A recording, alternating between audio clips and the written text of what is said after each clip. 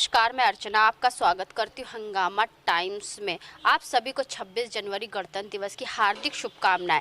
इस 26 जनवरी पे कुछ खास कर रहा है हंगामा टाइम्स न्यूज़ चैनल और देश की खास शक्तियों से तो बात कर रहा है। जिस तरीके 26 जनवरी हमारा राष्ट्रीय पर्व है, सभी लोग इसे मिलजुल करके मनाते हैं। तो आज हमारी खास बातचीत में है सलोनी केसरवानी जी, जो कि जिला कांग्रेस कमेटी की उपाध्यक्ष है। तो हम उनसे बात करेंगे कि किस तरीके से वो 26 जनवरी का ये विशेष त्यौहार जो हमारा राष्ट्रीय पर्व है वो किस तरीके से मना रही हैं। आपका बहुत बहुत स्वागत है सलोनी जी। धन्यवाद। सबसे पहले तो मैं अपने तमाम देशवासियों को गणतंत्र दिवस की बहुत सारी शुभकामनाएं देना चाहती हूं। मैं चाहती हूं कि हमारा देश इसी तरह सालों साल हर साल इतने ही जोश, हर्षोल्लास और एकता भाईचारे के साथ ये गणतंत्र दिवस हमेशा मनाता आया है और मनाता रहे। तो इस गणतंत्र दिवस पे क्या विशेष कर रही हैं आप?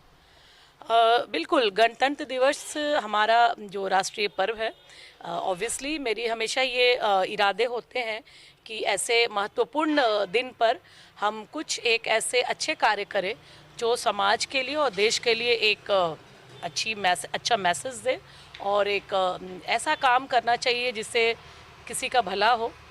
इन चीज़ों को मद्देनज़र रखते हुए मैं जिला Congress committee, all India professional Congress और बीइंग वुमेन फाउंडेशन की तरफ से इस पूरे जब से ये विंटर की शुरुआत हुई है और जो कड़ाके की ठंड पड़ रही है पूरे उत्तर भारत में, उसको देखते हुए जो स्थिति हम देख रहे हैं, जिस तरह से लोग ठिठुर रहे हैं रोड पर या आप देखेंगे डिवाइडर्स पर सो रहे हैं और उनके पास ना प्रॉपर वुलन कपड़े हैं, ना कंबल है, ना ऐसी गर्म चीज़ है जिससे कि वो अपने आप को प्रोटेक्ट कर सके।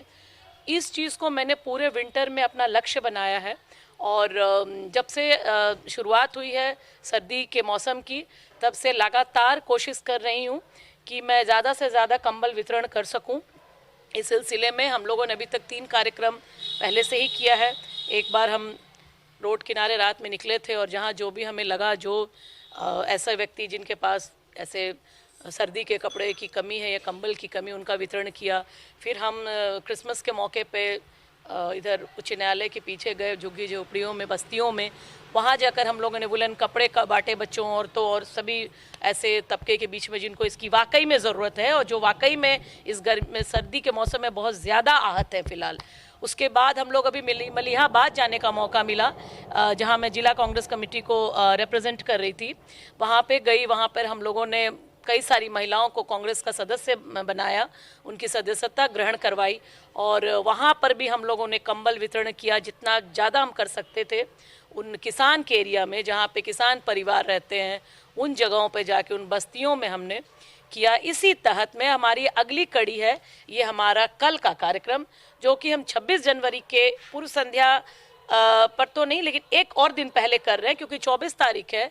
इस सिलसिले में हम लोगों ने एक अपना पूरा कार्यक्रम रखा है जिसके तहत हम लोग जाएंगे पाटा नाला चौक साइड एरिया है, जहाँ पे वापस एक ऐसी मुस्लिम बस्ती है जहाँ पे महिलाओं और बच्चों की ऐसी जर्जर स्थिति है जिसकी मुझे जानकारी मिली और हम लोगों ने तुरंत अपने एंड पर इस प्रोग्राम को किया और हम लोग कल जाएंगे वहाँ, कंबल वितरण करेंगे, वुलन कपड़ों का वितरण करेंगे, उनके साथ गणतंत्र दिवस की खुशियाँ मनाएंगे और यही हमारा लक्ष्य है। जहाँ तक हो सकेगा मकर संक्रांत हो या कोई भी ऐसा महत्वपूर्ण दिवस हो और ना भी कोई मतलब ऐसा कोई विशेष दिन ना भी हो, तो भी हम अपने मौके से इन कामों को करने के लिए निकल जाते हैं और यही हमारा गणतंत्र दिवस का इस बार का भी कार्यक्रम है और वो हम ईश्वर ने चाहा सब अच्छे से करेंगे और आप लोग का सहयोग की कामना करेंगे। तो आपने जिस तरीके देखा कि सलोनी केसरवानी जी ने बताया कि गणतंत्र दिवस है वो क्या विशेष करे, तो ये बताइए सलोनी जी कि जिस तरीके से 2022 के चुनाव भी सर पे है, तो उसकी क्या तैयारी है आपकी कमेटी की? हाँ बिल्कुल, हम लोगों की जो कमेटी है जिला कांग्रेस कमेटी, उनका एक सृजन संगठन कार्यक्रम चल रहा है। यानी कि हमारा संगठन कोशिश कर रहा है और लगा हुआ है अपने नेता श्रीमती प्रियंका गांधी के नेतृत्व में, उनके दिशा निर्देश में, कि ज़्यादा से ज़्यादा हम लोग कांग्रेस के साथ लोगों को जोड़ें। जो भी कहीं भी ऐसी आवश्यकता है जो अन्य पार्टी या जो हमारे सरकार के द्वारा पूर्ण नहीं हो भी पा रहे हैं, वहाँ पहुँच करके पूरी तरह से पहले जनता को उनके उन सब चीज़ों को मुहैया कराना जो से वो पिछले कई वर्षों से वो एक्चुअली कट गए हैं, और जो सुविधाएं, जो उनकी बेसिक नेसेसिटी है, उनसे जो वो आज बहुत दिनों से जो उनको प्राप्त ही नहीं हुआ है, उन तक पहुंच करके उनको उनकी अधिकार, उनके सुविधाओं को मुहैया करना, चाहे वो विमेन एम्पावरमेंट हो, चाहे एजुकेशन हो, या जो गरीबी है, या जो एजुकेशन की कमी है। तो कांग्रेस सिर्फ चुनाव जीतने के लिए इसको लक्ष्य नहीं बना रहा है। हम अपने तन मन धन से जुड़े हुए हैं, हमारी कमेटी, हमारा संगठन, कि हम लोगों को अवेयर करें कि हमारी पार्टी ने आपको भविष्य में क्या क्या देने का वादा किया और क्या हम देंगे। हमने जो पहले किया है उनको भी उस बात से अवगत कराना जरूरी है कि वो भ्रमित ना होएं और एक अच्छी पार्टी को अपना देश का प्रतिनिधित्व करने का मौका दें फिर से। और इस तरह से हम अपनी पार्टी को पूरी तरह से मजबूत करने में लगे हुए हैं। हमारी पार्टी, कांग्रेस पार्टी, एक बहुत ही सम्मानित और राष्ट्रीय पार्टी है, बहुत पुरानी पार्टी है, और मुझे पूरा विश्वास है कि हम अपने दल बल के साथ वापस बहुमत में आएंगे और 2022 में सरकार भी बनाएंगे।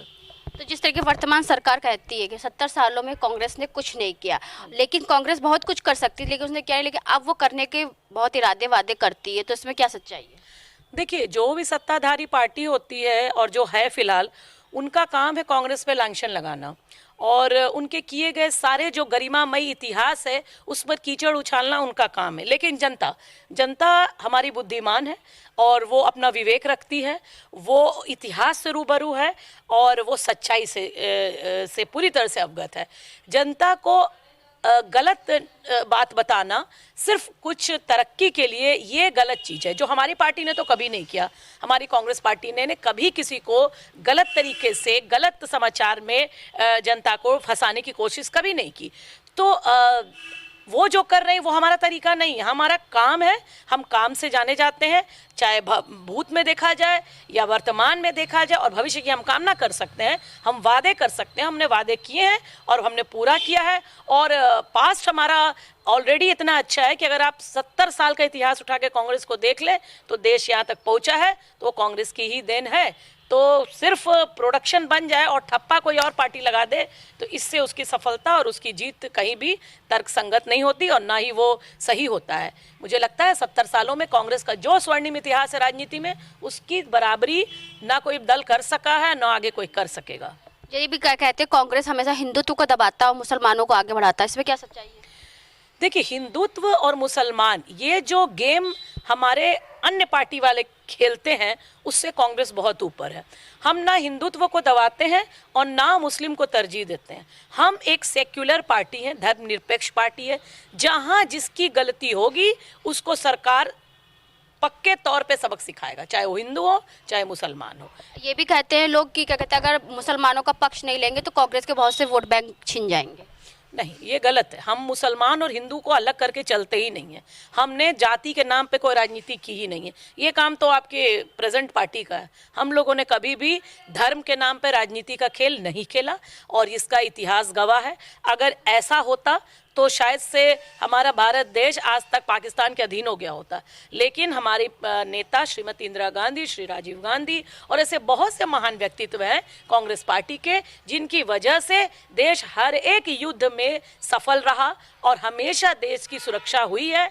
और ना कि केवल राष्ट्रीय स्तर पर, अंतर्राष्ट्रीय स्तर पर भी भारत का जो आज नाम है, उसकी जो प्रतिष्ठा है, उसमें हमारे श्रीमती इंदिरा गांधी जी का, हमारे जवाहरलाल नेहरू जी का, हमारी राजीव गांधी जी का और ऐसे अन्य मनमोहन सिंह जी का, सबका बहुत बड़ा योगदान रहा है। और इसको कोई कभी भी इस बात से कोई अलग हो ही नहीं सकता। और हम धर्म की राजनीति नहीं करते हैं कि हिंदू और मुसलमान बांट के खेल। हमारे लिए हिंदू, मुस्लिम, सिख, ईसाई सभी भाई भाई हैं, और जब तक एकजुट नहीं होंगे, जब तक एकता नहीं होगी, तब तक कभी कोई देश तरक्की नहीं कर सकेगा। तो ये बताइए, जो बॉर्डर पे हमारे किसान भाई इतने दिन से बैठे हुए, तो आपकी पार्टी क्या कर रही है उनके लिए? बिल्कुल, हमारी पार्टी उनको मोरल पूरा सपोर्ट कर रही है। हमारे नेता श्री राहुल गांधी जी उनके पक्ष में आए दिन मीडिया से रूबरू हो रहे हैं, और जहां तक हो सकता है उनके सहयोग में, किसानों के सहयोग में हम लोगों ने अपने बहुत सारे ऐसे कार्यक्रम कर रहे हैं। और लगातार हमारे जो हमारे प्रतिनिधित्व है वो सारे लोग अपने ऐसे इंटरव्यूज़ दे रहे हैं कि हम आपके साथ हैं मोरली, फिजिकली एंड मेंटली, और हमारा पार्टी लगातार किसानों के साथ संपर्क में है। और हम सरकार से अपील कर रहे हैं, हम कानून से, न्यायालय से इस चीज़ की अपील करते हैं कि 3 काले कानून को, कृषि कानून को वापस लिया जाए, क्योंकि कानून ने जो किसानों के लिए बनाए गए हैं उसमें अगर आप डेप्थ में जाएंगे और बहुत उसको देखेंगे गहराई में, तो कहीं से भी वो जो कानून है वो कृषि जो हमारा इतना ग्राम प्रधान देश है हमारा, उसके लिए फलदायक नहीं है। लगातार बैठक में किसान, हमारे किसान भाई, हमारे अन्नदाता वो विक्षुब्ध होकर बाहर आ रहे हैं और सरकार कह रही है कि इसको अगले 1.5 साल के लिए इस कानून पर हम वो एक रोक लगा सकते हैं। लेकिन अगर अन्नदाता तैयार नहीं है तो कहीं तो कोई बात है। सॉल्यूशन की क्यों इतनी कमी है कि कांग्रेस पार्टी तो छोड़िए, पूरा देश इस वक्त कांग्रेस के अलावा तमाम पार्टी ये देखने में लगा है कि किसान आंदोलन ऐसा कौन सा नासूर हो गया कि इसका कोई समस्या का समाधान ही नहीं सरकार कर पा रही है। मेरे ख्याल से तो उनकी बात को सुनना, समझना और अपनी जिद हट धर्मिता को छोड़ करके सरकार को किसान के सहयोग में उनके हिसाब से इस कानून को वापस लेना चाहिए। आप देखिए ना, किसान पहले से ही त्रस्त होता है। आप डीजल का प्राइस देख लीजिए, या जो कृषि उपकरण होते हैं, या पेट्रोल होता है, और या फिर आप बिजली के बिल ही देख लीजिए, या फिर आप जो उनके जो बेसिक नेसेसिटी होती है, हर चीज़ इतना महंगा है कि उससे किसान ऑलरेडी त्रस्त है। उसके बावजूद आप ऐसे कानून लेकर आते हैं, तो मुझे लगता है इस तरह से तो किसान अपने ही देश में एक बंधुआ मजदूर बन के रह जाएगा, जो कि कहीं से भी तर्क संगत नहीं है। और किसान आंदोलन से पूरा देश उत्पादन, बड़े बड़े फैक्ट्रीज और मजदूरों की स्थिति अभी बहुत दयनीय हो रही है। फैक्ट्रीज तो बंद ही हो गए हैं, कहाँ तक मजदूर पहुँच नहीं पा रहे हैं, और बाकी जो महंगाई है वो ऑब्वियसली बढ़ेगी ही बढ़ेगी। तो ये बहुत देश के लिए निराशावाद है, और मुझे लगता है सरकार को ये हठधर्मिता छोड़नी चाहिए, जिद से नीचे उतरिए और अन्नदाता के सहयोग में आइए। और 26 जनवरी को जो होने वाली परेड का उन्होंने कहा है, जो ट्रैक्टर उनका चलेगा, वो एक मुझे लगता है ये उनका आंदोलन का एक पीक है, किसानों का एक नया इतिहास रचेगा। और लगातार कहा जा रहा है कि आप मत कीजिए, लेकिन ट्रैक्टर जो उनका शुरू हो रहा है, उनकी रैली, जो ट्रैक्टर रैली शुरू होने जा रही है, वो किसान करके रहेंगे। और मैं, मेरी कांग्रेस पार्टी, हम सब किसान भाइयों के साथ है हर वक्त, हर समय, और हम उनकी सफलता के लिए कामना करते हैं। गणतंत्र दिवस पर सबसे बड़ा जो अभी समस्या भारत में है वो यही है कि अन्नदाता सेटिस्फाइड हो, उनकी मांग पूरी हो और वो वापस अपने काम को लौटें, और देश समाज नॉर्मल हो और देश में खुशहाली और संपन्नता होनी चाहिए। तो चलते चलते सलोनी जी, ये बताइए सभी देशवासियों को क्या संदेश देना चाहेंगी? देखिए, मैं तो बहुत ही धर्मनिरपेक्ष व्यक्ति हूँ। मुझे लगता है कि पिछले साल यानी 2020 में देश में जो त्रासदी हुई उसमें सबसे बड़ी चीज़ थी कोरोना। यानी कोरोना ने सारे धर्म, व्यवस्था, राजनीति, हर चीज़ को एक तमाचा मारा कि स्वास्थ्य से बढ़कर के ज़िंदगी में कुछ भी नहीं है। आप लाख कुछ कर लीजिए, लेकिन अगर आपका स्वास्थ्य सही नहीं है तो हर चीज़ विफल है। मैं देशवासियों को संदेश देना चाहूँ कि सर्वप्रथम अपने आप को स्वस्थ रखिए, अपने स्वास्थ्य को के प्रति सजग रहिए। अपने जो खान पान है उनको बहुत अच्छा कीजिए, क्योंकि वातावरण ऑब्वियसली दूषित है और इस वातावरण में हम जीने के लिए बाध्य हैं। तो ये बहुत ज़रूरी हुआ कि आप सब स्वस्थ रहिए, आप अपने स्वास्थ्य को अच्छा रखिए।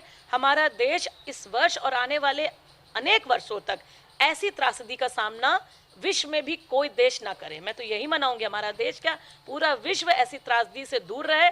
कोरोना जैसी महामारी, ऐसा कोई भी संकट कभी किसी को छू के नहीं जाए। सभी देशवासी स्वस्थ रहें, संपन्न रहें और हमारा देश तरक्की और विकास के राह पे जाए। और देशवासी के लिए मैं अच्छे, स्वस्थ और एक बहुत ही सफल भविष्य की कामना करती हूँ और उनको गणतंत्र दिवस की बहुत सारी शुभकामनाएं देती हूँ। जय हिंद, जय भारत, जय कांग्रेस। तो ये थी हमारे साथ में गणतंत्र दिवस विशेष पे सलोनी केसरवानी, जो कि जिला कांग्रेस कमेटी के उपाध्यक्ष और बिंग वन फाउंडेशन की अध्यक्ष है। वो एक अच्छी कार्यकर्ता तो है ही, साथ ही अच्छी एक समाज सेविका भी हैं, जिसके चलते उन्होंने सभी देशवासियों को स्वस्थ रहने के लिए एक संदेश दिया। तो हम भी अपने चैनल के माध्यम से ये कहते हैं, इस गणतंत्र दिवस पे कुछ ऐसा करें कि हम सभी के लिए मिसाल हो। हिंदू, मुस्लिम, सिख, ईसाई जो हमारे अनेकता में एकता की मिसाल है, उसको बना के रखें। चाहे जो भी पार्टी आ जाए, पहले सबसे पहले हमारा देश है और उसके बाद हमारा धर्म है, क्योंकि मानवता ही धर्म है, तो इसलिए मानवता के संदेश को स्वीकार करें। इसी के साथ मैं अर्चना आपसे इजाजत लेना चाहूँगी। धन्यवाद। जय हिंद, जय भारत।